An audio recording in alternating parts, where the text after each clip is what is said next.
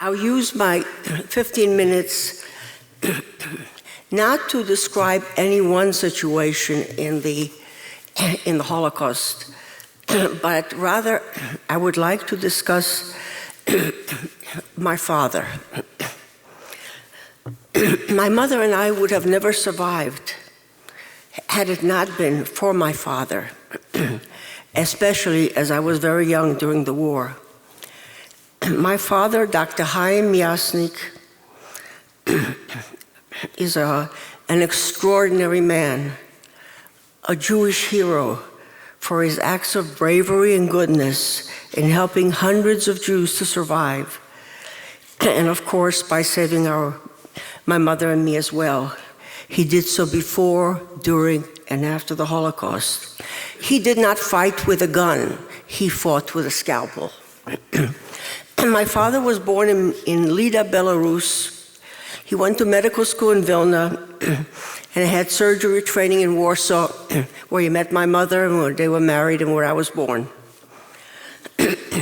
And now what I'd like to do is go through a series of incidents to describe to you the extraordinary nature of how we survived and how my father worked so hard to help other Jews survive as well.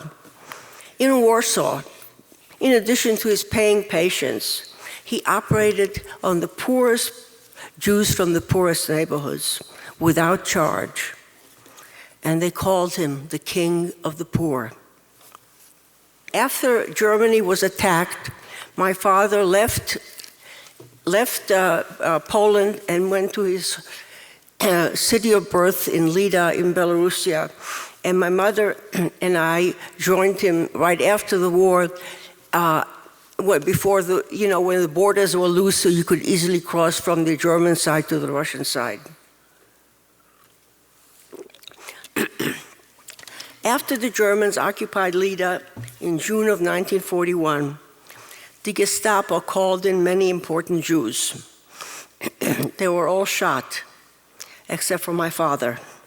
They needed a surgeon to operate on wounded German soldiers. And he wore a red cross on all his clothing all the time, so he could come in and out of the ghetto and report to the hospital where he operated on many very badly wounded Germans. He also cared for the many sick Jews in the Lida ghetto as well. With the best that he could, he sometimes was able to bring in some instruments and some medicines from the hospital so that he could have them in the ghetto as well. Life in the ghetto was not a laughable matter, but he did have sort of as a joke. He would say, "This is the first time in my career as a doctor that I enjoyed doing amputations." During the massacre of the Lida Jews on May 8, 1942, some 80% of the Jews in Lida were shot. My family was also selected to die. As we were beaten with metal pipes, forcing us to run faster to the slaughter pits, ready to die, mindset to die, as the bullets were getting louder and louder. And suddenly a German soldier along the road stopped us. And he said, "Doctor, go back." Apparently someone still realized that my father was needed and we were spared at the last minute. Another Jew, who unfortunately was not called back, came to the slaughter pits and saw what was going on. And he decided instead of being shot by the slaughter pit, he might as well run. If they shoot him running, that's fine too. So he ran to the wooded area nearby, and of course the Germans shot back at him, and he incurred a bullet in his head. God only knows where he got the strength to make it back to the ghetto, but he did. The next morning, my father operated him in the ghetto. Can you imagine in the ghetto doing brain surgery? And he worked on him, and the man had a very long recovery. Finally, he got well. He escaped from the ghetto and became one of the Bielski Partisans. In early of November 1942, two Jews who are now Russian partisans came to the Lida Ghetto to bring my father to the Lipichane forest. They too desperately needed his surgical skills to operate on wounded partisans. And the partisan high command accepted my mother and me only because they needed my father, and I became the only child in the partisans. Of course, during one attack, occurred shortly after one German attack, after we came to the forest, my father was away tending to a sick partisan elsewhere, and the Germans came to the forest, and the partisans told us, well, you can't come with us because you have a child. And this resulted in us being stranded for over 2.5 weeks without food, without water. The partisan leaders decided to build a hospital because they had a surgeon to run it. That made it possible for my mother and me to survive in a protected area. Hundreds of wounded partisans were brought to the hospital, including many, many Jews. And most of their lives were saved through dangerous operations done day or night. And again, I'll talk about the hospital much more this afternoon. And those that died usually died because they succumbed to bad infections. A young Jewish woman was brought to the hospital with a gangrenous leg. My father worked on her leg 2 days and 2 nights. He kept cutting her flesh to allow oxygen to come in to stop the gangrenous invasion. And she recovered without needing an amputation. And then the Russian in charge of the hospital accused my father of taking better care of Jews than of the Russians, and a brawl followed. And anyway, the Russian was eventually discharged. In one large partisan unit, a group of Jewish women were accused of disloyalty and theft and threatened to be expelled, and they would take their gun away, and that would result in sure death if that happened. They came to my father, and he argued with the high command, telling they were falsely accused and threatened to leave the hospital. He basically said, if you expel them, you will be expelling me as well. And the high command reversed the decision, and the women were reinstated, and those women survived. My father had a horse that took him to different parts of the forest to see wounded partisans who were too sick to be moved.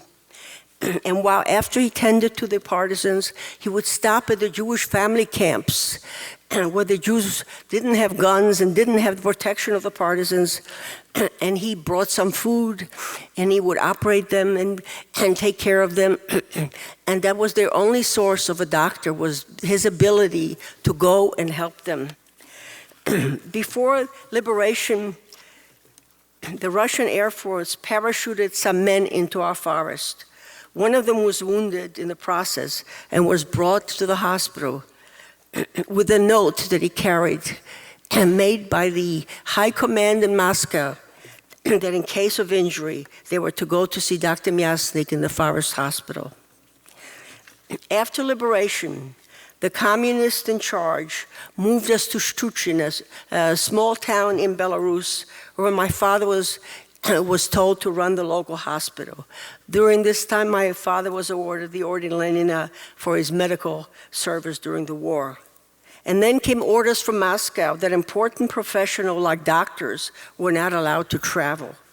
And we didn't know what to do, how to get out. We didn't want to spend our whole life in Belarus. Well, there was always somebody my father operated on, a Russian Air Force colonel whose life my father saved through an emergency operation. My father contacted him, and he sneaked us out of the city and took us on board to a military train, taking his flyers into Poland. Remember, the war was still going on. And the NKVD, the secret police, came looking for us in the most obvious of places, trains, but they only looked at the civilian trains and not the military trains, and that's how we got out of Belarus. And after making it through Central Europe, we finally were brought by the Bricha to Rome. And we lived with a group of refugees in Rome, a lot of whom were very sick. Some of them needed operations and other care. And they absolutely refused to go to Italian doctors. They thought they were second rate and they didn't trust them. And a medical emergency occurred. Finally, the members of the Bricha who were running the movement of refugees, hoping to eventually resettle them in Palestine, contacted the Italian government, and they finally made a pact. The pact allowed my father, the only doctor, to operate on Jewish refugees, many of whom were very sick, and so he continues tending to the refugees, even under non-warlike conditions. And I just want to end saying that when we came to America and settled in Brooklyn and Brighton Beach, refugees in greater New York and New Jersey, far and wide, they came to see my father to tend to their medical needs on Sundays, his day off. So this is a very small overview of my father's life and how one man can make a difference in saving so many Jewish lives. Thank you.